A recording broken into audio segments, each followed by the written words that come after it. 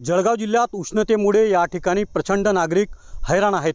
यातच जळगावच्या भुसावळ अशा अनेक भागांमध्ये पाण्याची भीषण टंचाई जाणवत आहे।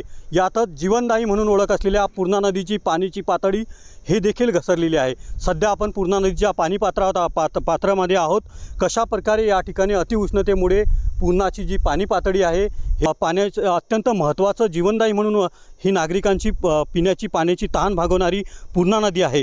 या पूर्णा नदीच्या पात्रातून अनेक नागरिकांना पिण्याचं पाणी अवलंबून आहे।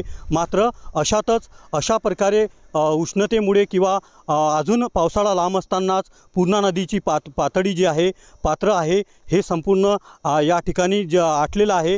त्यामुळे नागरिकांना देखील उष्णतेचा फटका बसतानाच पाण्याची देखील भीषण टंचाई जाणवण्याची शक्यता सध्या वर्तवली जात आहे। स्थानिक ग्रामपंचायतच्या वतीने देखील या ठिकाणी पाणी जपून वापरण्याचं आवाहन सध्या केलं जात आहे। रवी गोरे, TV9 मराठी, मुक्ताईनगर, जळगाव।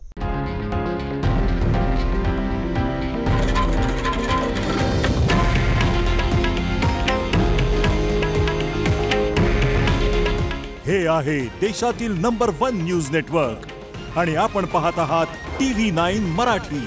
काळजी तुमची, हित महाराष्ट्राचं।